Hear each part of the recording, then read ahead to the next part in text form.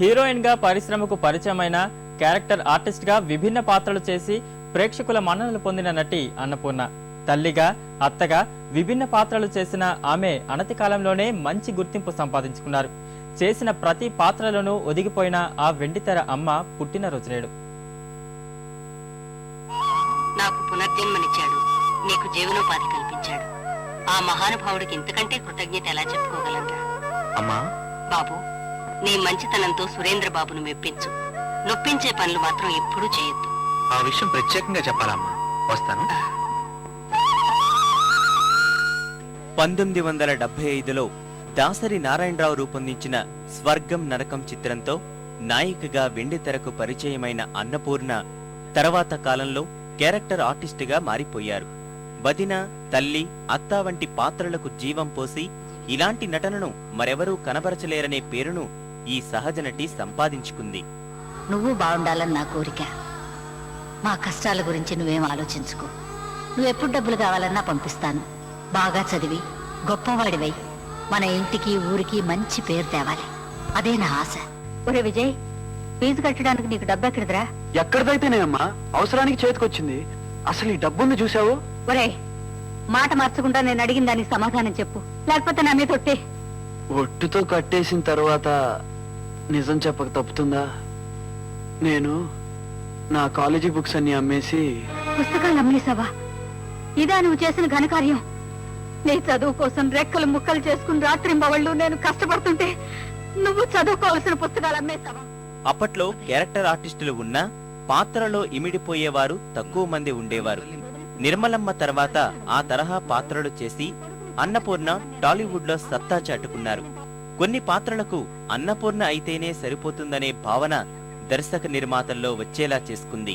ఇవాళ శ్రావణ శుక్రవారం, అక్షంతలు వేసి నన్ను ఆశీర్వదించండి. ఈ స్టేషన్ పక్కనే మన క్వార్టర్స్ ఉండడం నాకు పెద్ద తలనొప్పి అయిపోయింది. ఇంతకీ ప్లాట్ఫామ్ టికెట్ కొనావా? నేనా? నువ్వైనా సరే ఎవరైనా సరే ఎన్నిసార్లు ప్లాట్ఫామ్ మీదకి వస్తే అన్ని సార్లు టికెట్ కొనాల్సిందే. నేను కొన్ను, కావాలంటే మీరు కొనుక్కోండి. మామూలే కదా బాబు, డబ్బులు ఇచ్చేయండి. ఏమిటి ఒక్క బటన్ పెట్టడానికి ఇంతసేపా? అవతల చిన్నాడు వచ్చే టైం అయిపోయింది. అదేమిటండి, ఇంకా పెద్దాడే రాలే, చిన్నాడు ఎలా వస్తాడు? పెద్దాడి వేళ రాడు. అదేమిటి? తాతానగర్ దగ్గర బ్రిడ్జి పడిపోయిందట. అలా బిలాస్పూర్ మీదుగా చుట్టూరా తిరిగి రేపు అర్ధరాత్రికి చేరుకుంటాడు. అయ్యయ్యో, అంత దూరం తిరిగి వస్తాడా? మన తృప్తి కోసం బిడ్డలా పిలుచుకునే రైలు ఆలస్యంగా వస్తే నేను ఇలా అయిపోతున్నావు. నిజంగా నీ బిడ్డ ఆలస్యంగా ఇంటికి వస్తే నువ్వు తట్టుకోగలవా? ఏదైనా ఎంతకాలం లేండి, మీరు రిటైర్ అయ్యే వరకు. ఆ తర్వాత తృప్తిగా పిలుచుకునే ఈ బంధాలకు కూడా దూరం అవుతాం. అన్నపూర్ణ అనగానే టక్కున తల్లి పాత్రలే గుర్తుకొస్తాయి. విశ్వవిఖ్యాత ఎన్టీఆర్ కాలం నుంచి నేటి యువ హీరోల వరకు అన్ని తరాల వారితోనూ నటించిన ఘనత ఈమెకే దక్కుతుంది. పాత్ర ఏదైనా ఔచిత్యాన్ని చూపించటం ఈమెకు వెన్నతో పెట్టిన విద్య. ఇలాంటి ప్రశంసలు తనకు అతిశయోక్తి కాదని అన్నపూర్ణ చేసిన కొన్ని పాత్రలు నిరూపించాయి. నా బంగారు తల్లి, ఎన్నాళ్ళ కనిపించావమ్మా. నువ్వెక్కడున్నావో తెలియక, అసలు బతుకున్నావో లేదో తెలియక అల్లాడిపోయాను.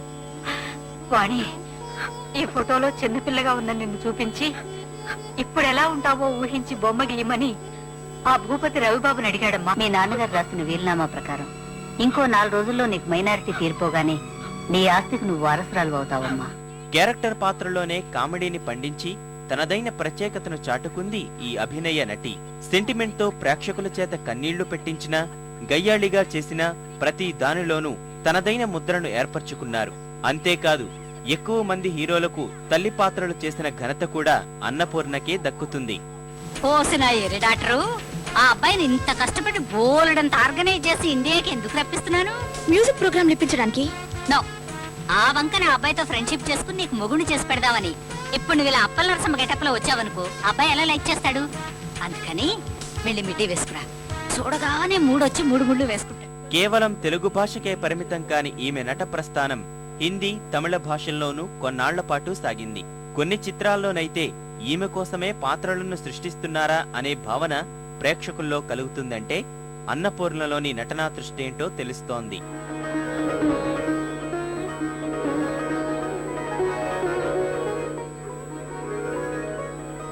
నేనమ్మా, గోపీకృష్ణ. బాబు,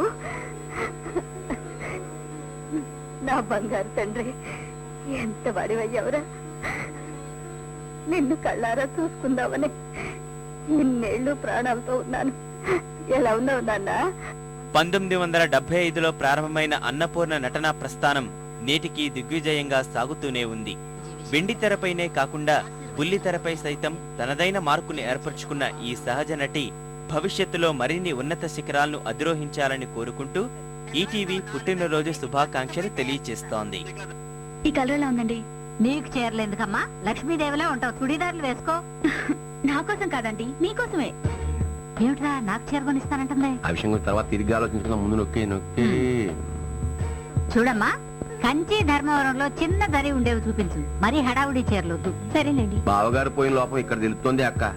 మరి పెద్ద డిజైన్ల వైపు వెళ్ళలేకపోతున్నావు. మరేరా ఏ రేట్లు చూపించమంటారు?